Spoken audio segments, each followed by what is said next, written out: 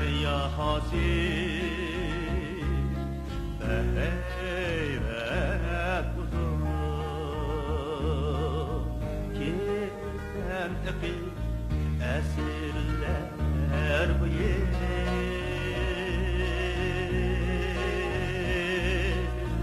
Ünsüz yaş dökken Döktük anamın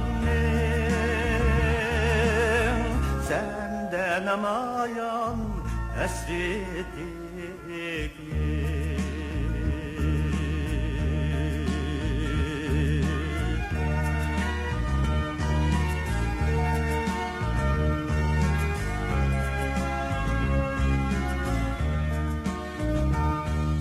Zerefşan deryası Beyvet derya Düşlerimde mu o desen hayat Anam sütü ben Mehter cismimde Sevgi hürmetim kalbimde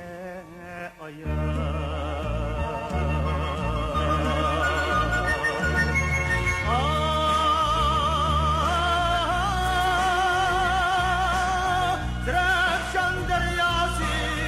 Halimi derya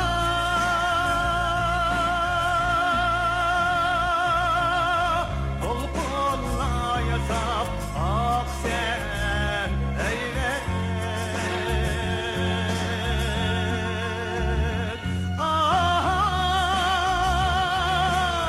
Zerefşan deryası Halimi derya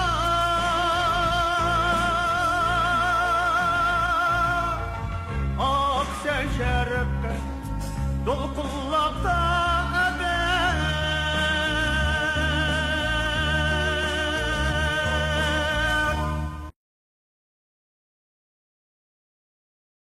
抖音。